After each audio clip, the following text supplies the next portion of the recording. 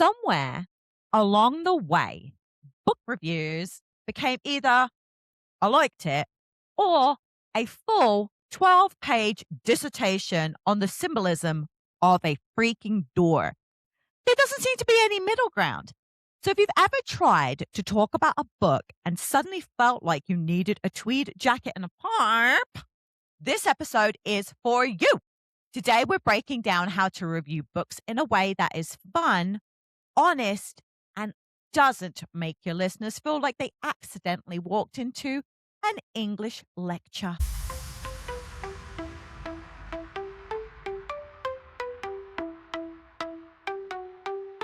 Welcome back to Litdulterous, the podcast where we talk about books, bad decisions, and occasional morally questionable book boyfriends. Hey, I'm Stacey, and today we're going to do something a little bit different because if you are a reader, and I assume that you are, otherwise you've accidentally wandered into the wrong podcast, and honestly, I do admire the curiosity, then you've probably had this moment. You finished a book. Somebody asks you if it was any good. And suddenly your brain shuts down like a laptop from 2004. And all you can really say was, yeah, it was good.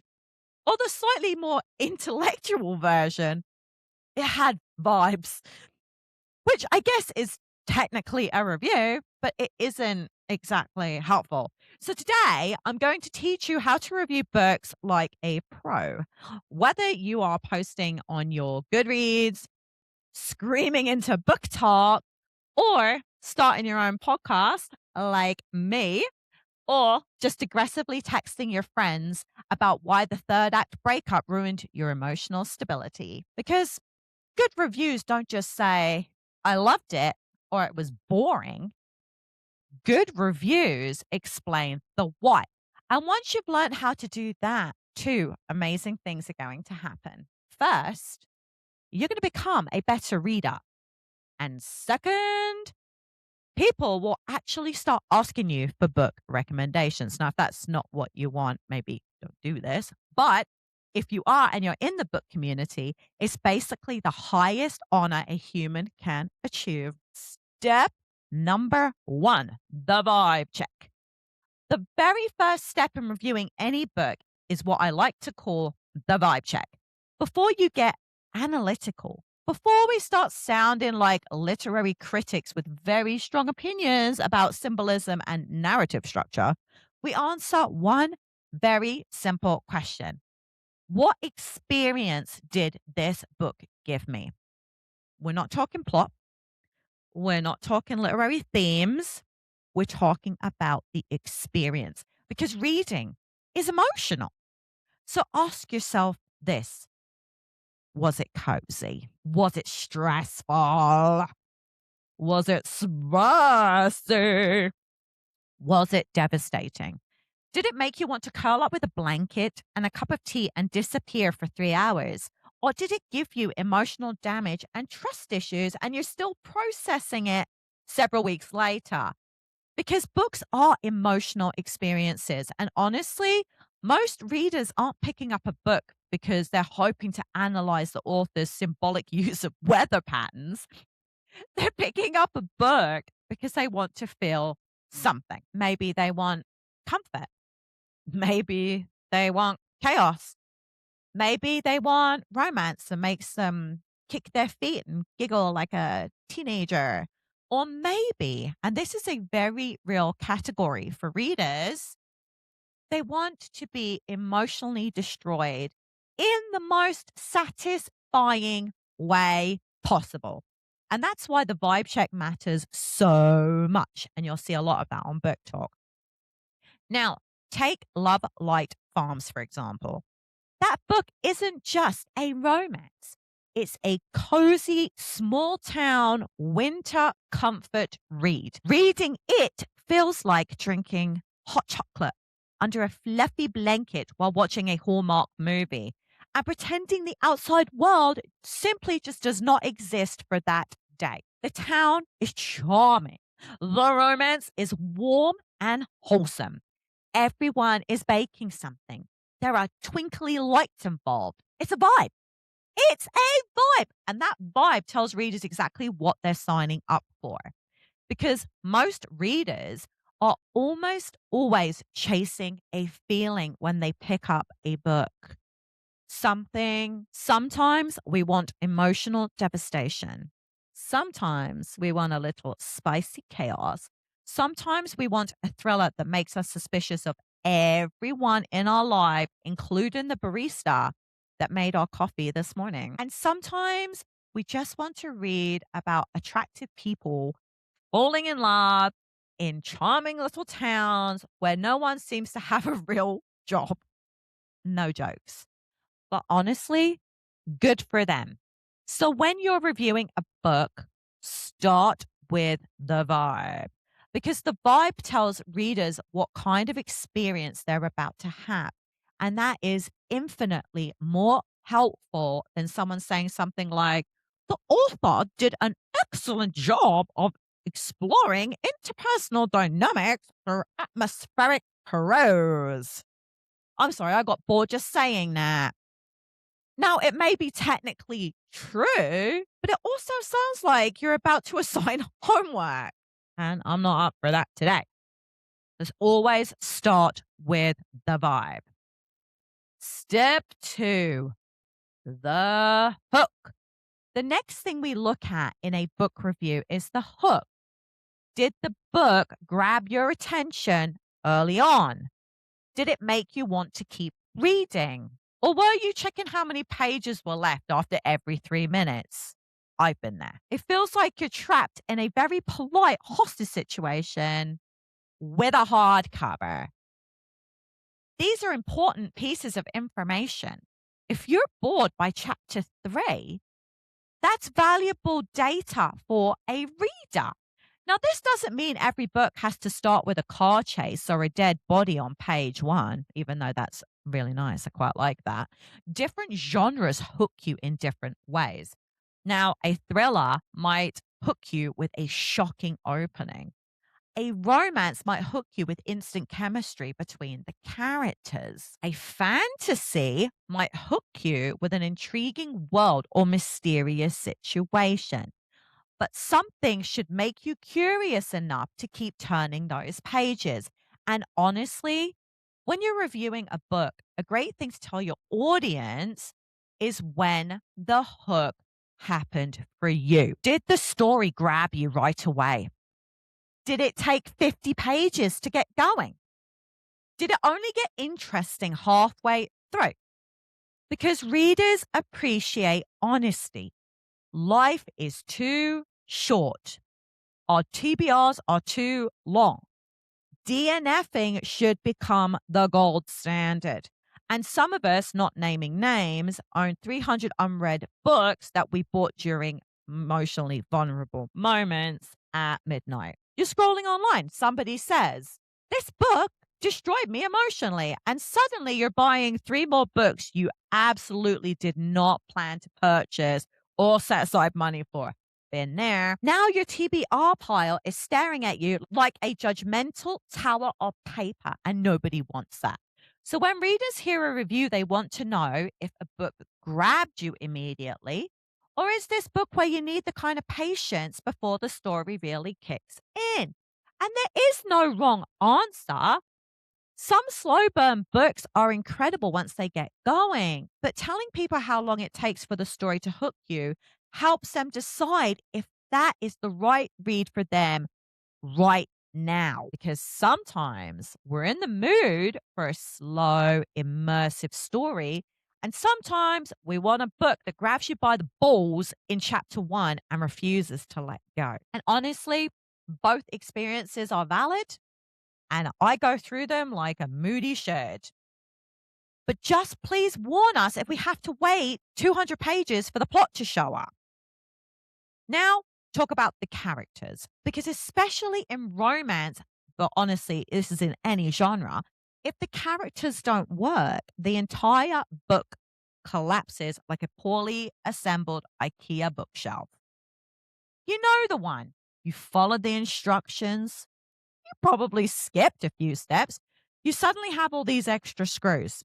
And now the whole thing is leaning at a concerning angle. That's what happens when characters don't work in a story.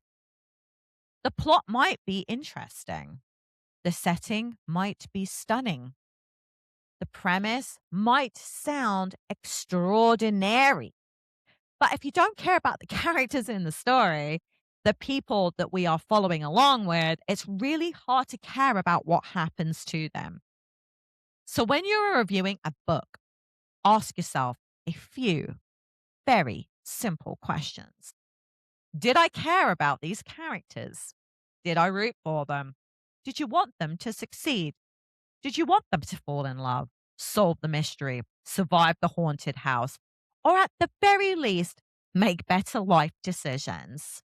Because if you're halfway through a book thinking, honestly, everyone here is exhausting, that's useful information for readers. Next question. Were their motives believable? Did their choices make sense for who they were? Or were you constantly thinking, no real human being would do this? Now, sometimes characters do make bad decisions, and that's actually fine. I make them. That's actually realistic. But those decisions should not, but those decisions should still make sense for the character. A reckless character might run into danger. A cautious character might hesitate.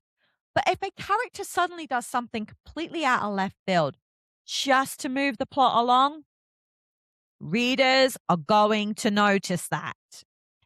And then there's this important question in romance. Did the chemistry feel real?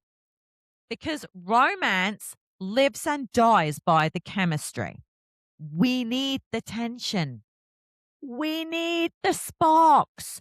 We need those moments where two characters are in the same room and you're just waiting for something to happen. Which brings us to one of my favorite examples: enemies to lovers. This is one of the most beloved tropes in romance. It's not mine, but it is.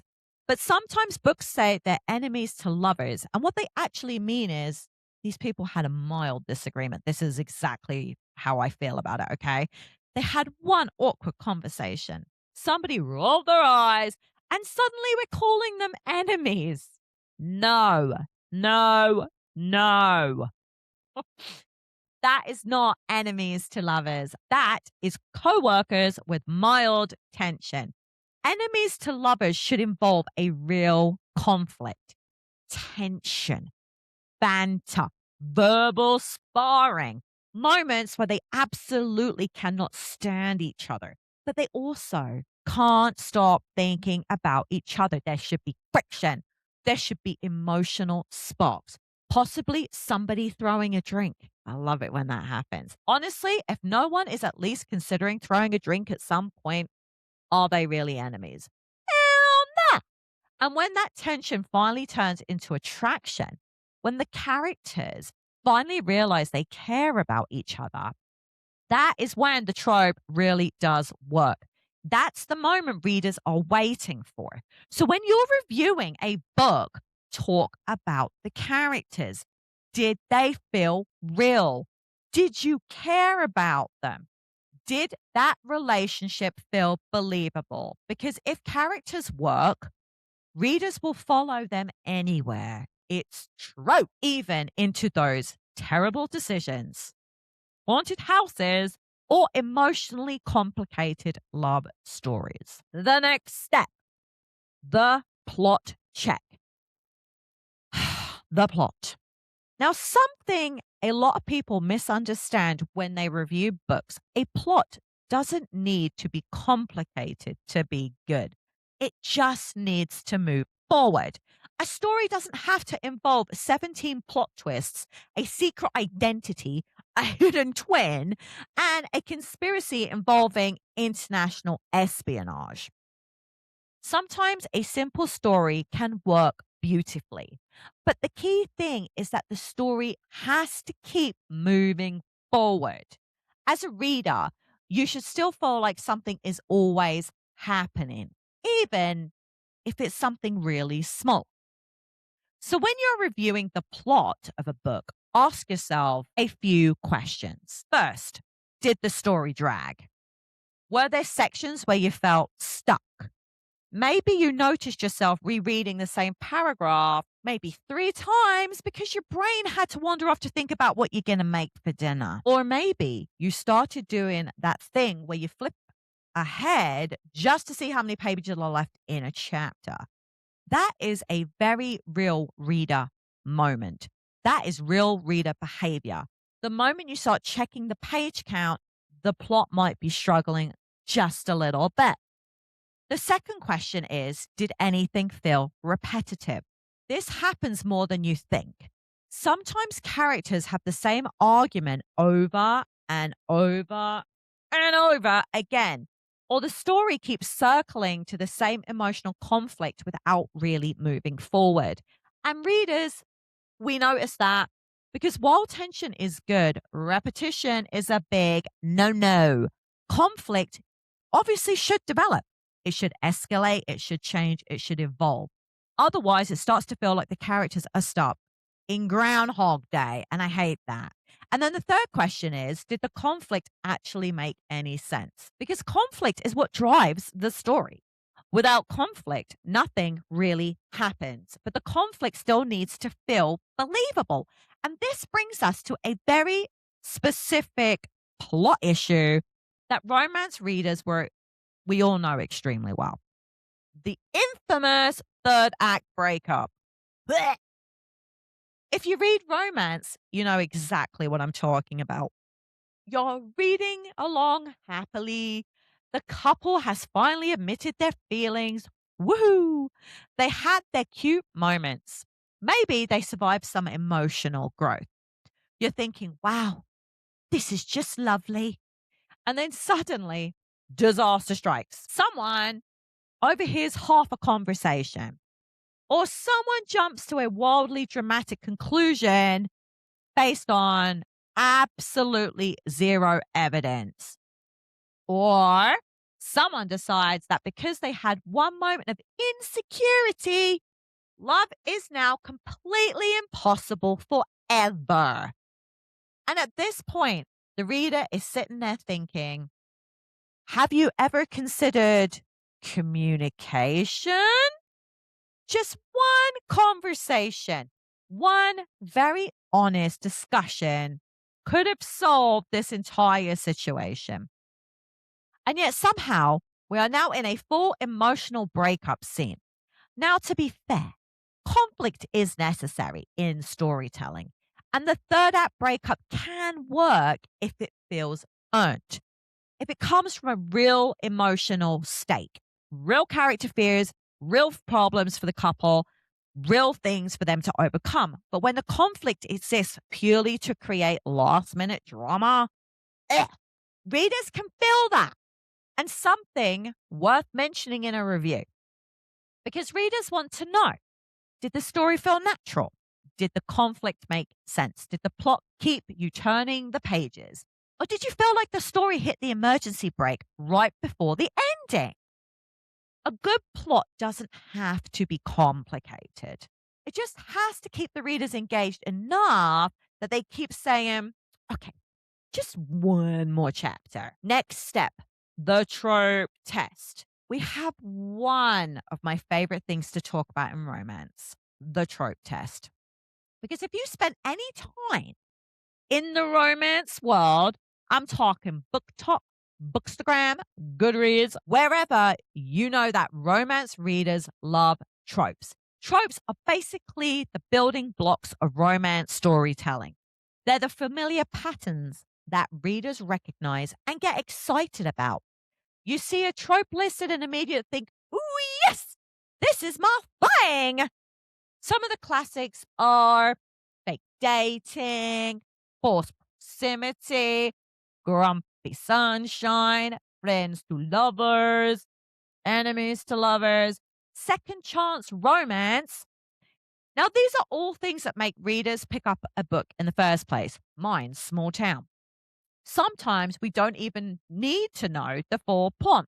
If somebody says this is a grumpy sunshine romance where they're stuck in a cabin during a snowstorm, that is piqued interest right there. We're like, okay, yes, I absolutely must read this book immediately. But here's the important part when you are reviewing a book.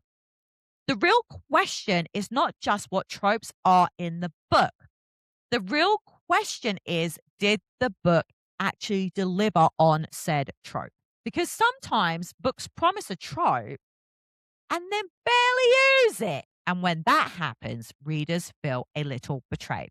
For example, if a book says fake dating, I expect fake bloody dating. Not one awkward scene where they pretend to be together for 5 minutes and then actually never mention it again. No. If you promise me fake dating, I want the full fake dating experience. I want awkward family dinners where everyone thinks they're a couple. I want forced hand holding in public. I want the moment where they accidentally start acting like a real couple without realizing it. I want that slow panic when they realize, oh no, I've caught feelings and this is not fake anymore. That's the payoff that we readers are looking for. The same thing goes for forced proximity. If you promise me forced proximity, I want these characters stuck together. I want them trapped in a cabin. I want them sharing one hotel room, working together on a project they can't seem to escape. That's forced proximity. Something that forces them to interact, because the trope only works if the situation actually creates tension. One of my favorites, Grumpy Sunshine. It is one of the most beloved. It's one of my favorites. You've got this one character who is permanently annoyed with the world, aka my husband, Michael. And another character who's just so relentlessly cheerful and optimistic, aka me.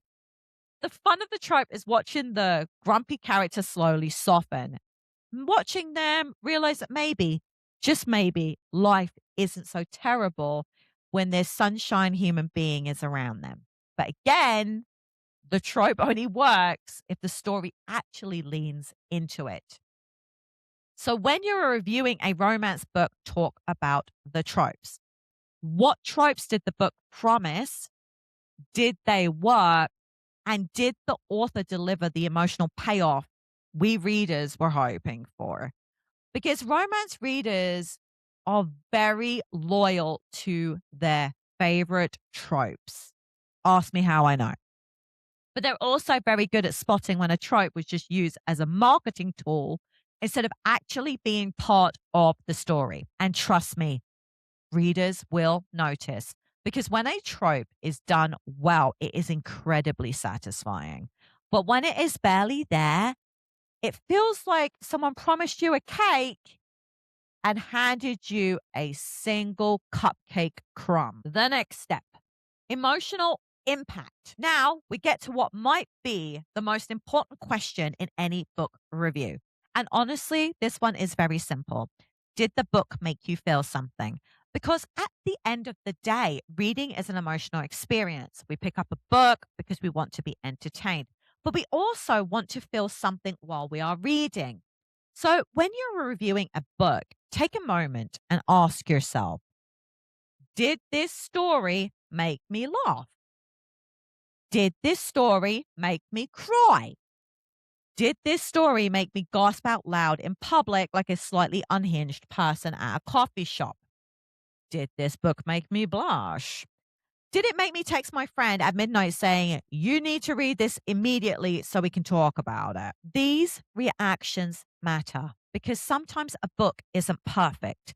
Maybe the plot has a few issues, couple plot holes here and there. Maybe the pacing is too slow in spots.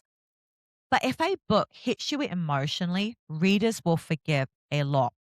My cousin, for example, is a emotional reviewer. Okay. So this matters for her. Think about the books that stay with you long after you have finished them, the ones where you close the last page and just sit there for a moment, staring off into space, trying to process what just happened. Or the ones where you finished the book and immediately wanted to talk about it with your book bestie. Maybe you need to rant about that ending. You need to discuss the characters. You need emotional support and some fuzzy socks. Those are the books that create strong reader reactions. And honestly, one of the biggest signs that a book worked is this: did it keep you reading past your bedtime? Because every reader knows this moment. You either look at the clock and it's 10:30 and you tell yourself, okay, just one more chapter and I'll go to bed, which sounds really reasonable. It's also very responsible. And the next thing you bloody know, it's midnight, you're still reading. Now you're like, it's 1 a.m. and your brain is like, you have to get up for work tomorrow. You have responsibilities. But the book is just gently caressing you with just one more chapter. And suddenly it's 2 a.m. and you're so emotionally invested in these fictional people that it has ruined your sleep schedule. That, my friends, is the power of a book with a strong emotional impact. Because if a story keeps bringing you back in, if you keep turning the page even when you know you should go to sleep, that book did something right. Even if the next morning you wake up exhausted, you're drinking coffee like it's your life support system, and you're making terrible life decisions because you stayed up all night reading. But honestly, most readers will tell you that's a risk absolutely worth taking, because the best books don't just entertain us. They take over our brains just for a little while. And when a book can do that, it's doing its job. Let's now talk about the star rating system. Now, we arrived at what might be the most controversial part of book reviewing, the star rating. Because if you've spent any time in the book world, Goodreads, BookTok, book podcasts like myself, you know that the star ratings can get a touch heated. People have very strong opinions about what different star ratings mean. Case in point, me and Betty. For some readers, a 3-star means the book was great. Betty. For other readers, a 3-star rating is basically an insult. Me. So the important thing with star ratings is to be consistent. Your audience doesn't need you to have the exact same system that everybody else has. They just need to understand what your ratings mean. Once people know your system, they can interpret your reviews much more easily. So this is how I do my personal star rating. This is my system, Litdulterous styles. So 5 stars means I was obsessed. This is the kind of book that takes over your brain. You finish it and immediately want to talk about it with everybody. You're recommending it to your friends, your enemies, your family, the dude at the bus stop. You're thinking about rereading it. You might even start highlighting passages like you're preparing a literary shrine. I do not do this, but it has crossed my mind in the past. A 5-star book is one that sticks with you. You still think about the characters days later, maybe even weeks later. It's the kind of book that makes you want to say, please read this so we can emotionally process it together. Then we have 4 stars. Now, this one for me means I really loved this book, but there were a couple of small issues. For me, it might be things like the pacing was a little slow in the middle. Maybe one character's decisions made me raise an eyebrow. Maybe the ending felt a little rushed, but overall, I had a really great reading experience. A 4-star book is still something I would happily recommend to anybody that asks. Now we are at 3 stars. Now, this is where people start to get nervous. But honestly, a 3-star rating doesn't necessarily mean the book was bad. For me, it means the book was just okay. It had some really good moments and some not so great moments. I had a nice time reading it, but it didn't take over my personality. Maybe I'll remember parts of it. Maybe I won't. And that's okay because not every book has to be life changing to be enjoyable. Now we get to 2 stars. Now, this usually means that the book really didn't work for me. Maybe the pacing was off. Maybe I didn't connect with the characters. Maybe the plot had some serious issues and it was hard to stay engaged. Maybe the narration wasn't great either. But even then, a 2 star book might still work for somebody else because reading is subjective and not everybody has the same opinions that I do. One reader's 2 star book is another reader's 5 star obsession. So I would take a 2 star rating with a grain of salt. Now we have the 1 star. The 1 star rating, the most dramatic category, because a 1 star book is not just a disappointing read. A 1 star book feels like an emotional betrayal. I spent money on this book. I get really mad at 1 star reviews. It's the kind of book where you finish the final page and just sit there quietly for a moment. You're processing, reflecting, wondering how things went so wrong and how you ever get those moments of your life back. And eventually you look at the book and think, I trusted you. I trusted your premise. I trusted the recommendation. You trusted the glowing reviews. And now here you sit, emotionally pissed off, wounded by a stack of paper. I also include DNFs in my 1 stars as well. Now, to be fair, I personally try not to hand out 1 stars. I find it really difficult even when I DNF, but it's really hard for me to not give some kind of feedback.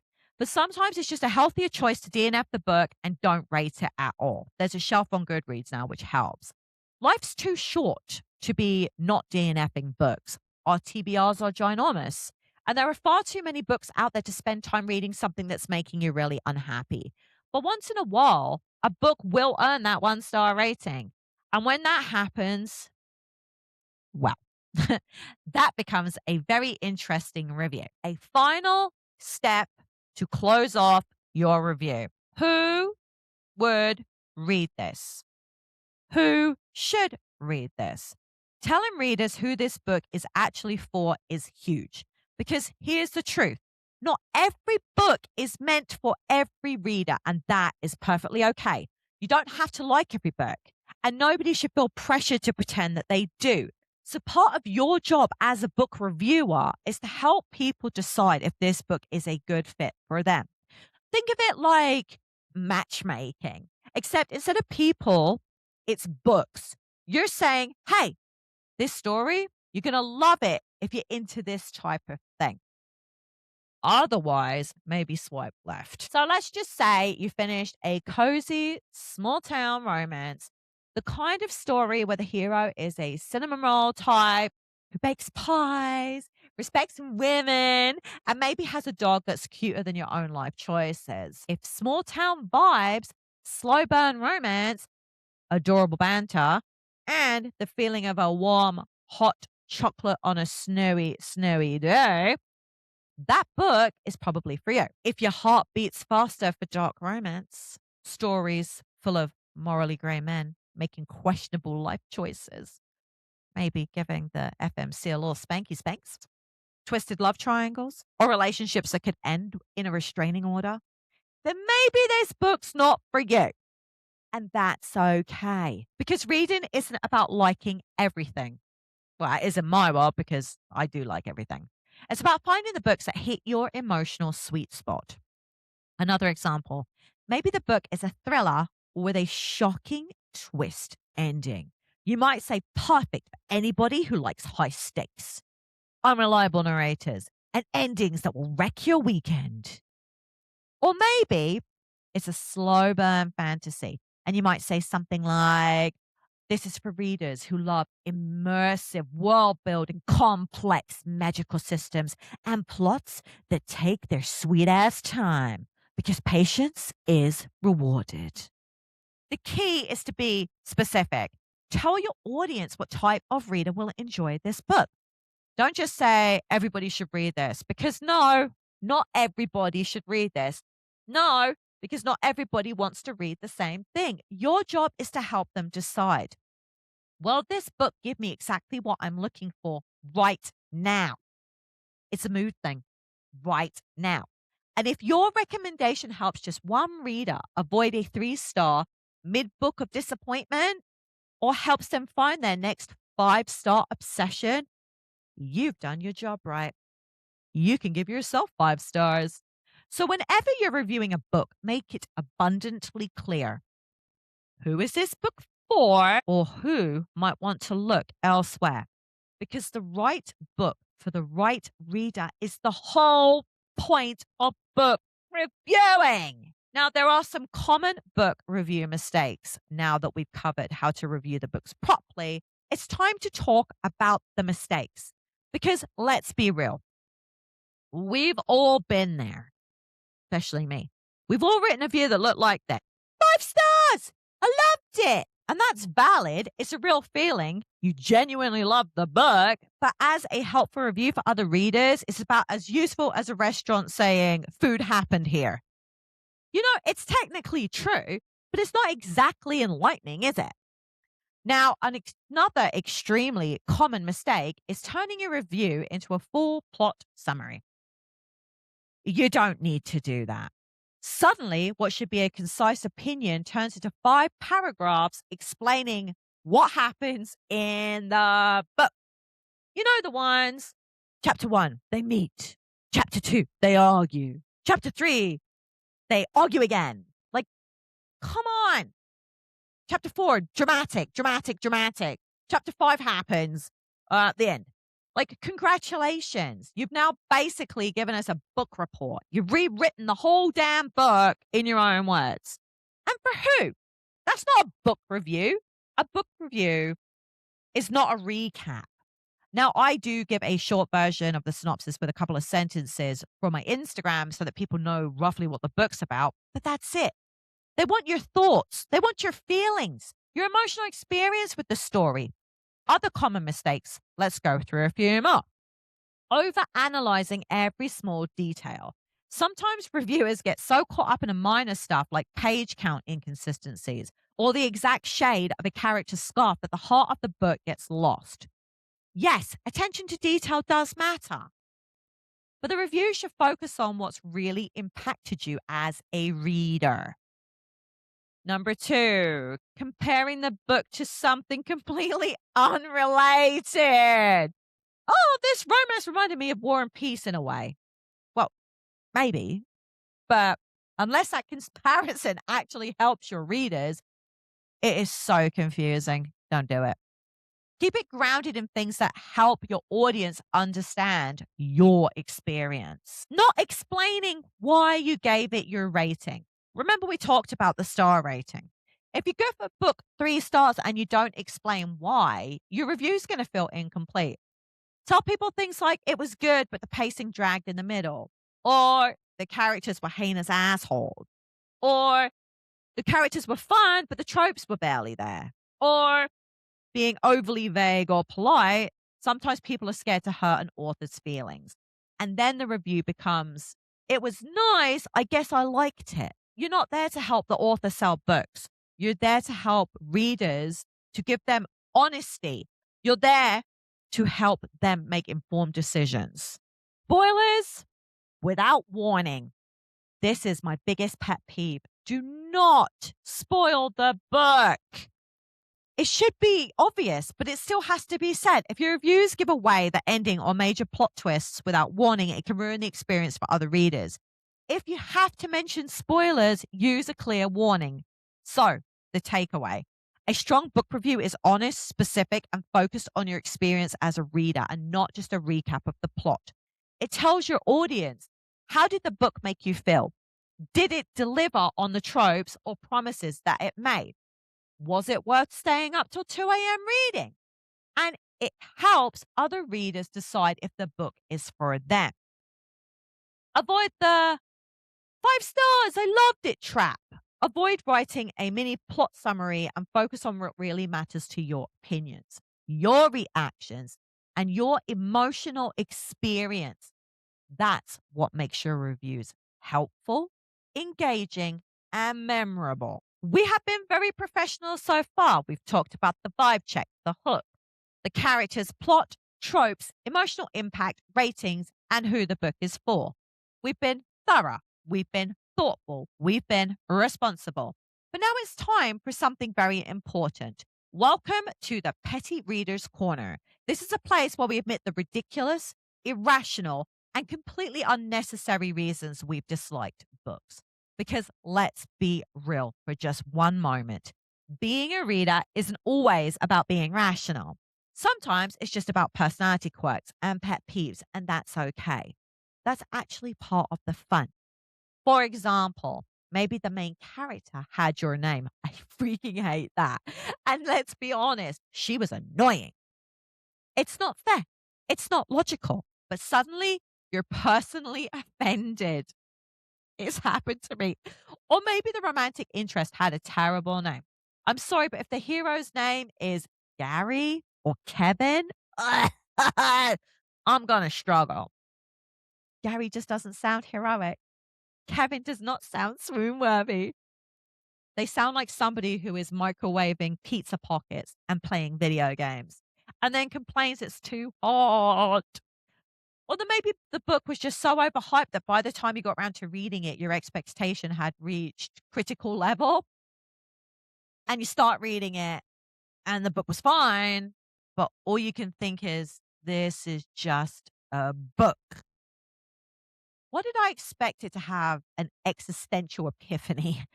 And sometimes, yes, you are going to dislike a book for a purely minor, silly reason. Maybe a character says literally in every sentence. Maybe the cover art feels like it was designed in 2007. Maybe the font inside is a crime against eyes everywhere. Being a reader means occasionally letting petty frustrations influence your experience. And honestly, those petty reactions are part of the fun of reviewing. It's relatable. I love reading about it. It's human. It's also the part where you get to laugh at yourself and other readers. So, yes, in the petty reader corner, we get to complain. We get to roll our eyes at the bad character names, overhyped plots, or anything else that irks us, that gives us the icks, whether it's irrational or not. Because book love doesn't have to be serious all the time. Sometimes it's just fun to be petty. And if you're a reader who has ever thought, why did they do that? Or who named this person? Congratulations, you belong right here. The Petty Reader Corner is safe. It's judgment free. It's slightly irrational and completely necessary because let's be honest, sometimes the petty stuff is just as memorable as the big stuff. Now, here's the thing. Reviewing books isn't about sounding smart. It's not about using fancy words you barely understand. It's not about analyzing every metaphor or pretending you're in a literature seminar. No. The truth is, reviewing books is about sharing your reading experience. It's about giving other readers insight into what they can expect. It's about helping someone decide, will this book give me exactly what I'm looking for right now? It's about pointing them towards the stories they will love and away from the stories that they might not love, the books that might not be their cup of tea. And here's the really amazing part. Once you start reviewing books this way, something absolutely magical will happen. You stop reading passively. You stop just flipping through pages, scrolling through the story or waiting for something to happen. You start reading with intention. You notice the vibes. You pay attention to the hooks. You think about readers. You think about character chemistry, the plot, and the emotional impact. You start reflecting on what worked and what didn't work and why it mattered to you. And all of a sudden, reading becomes more than just entertainment.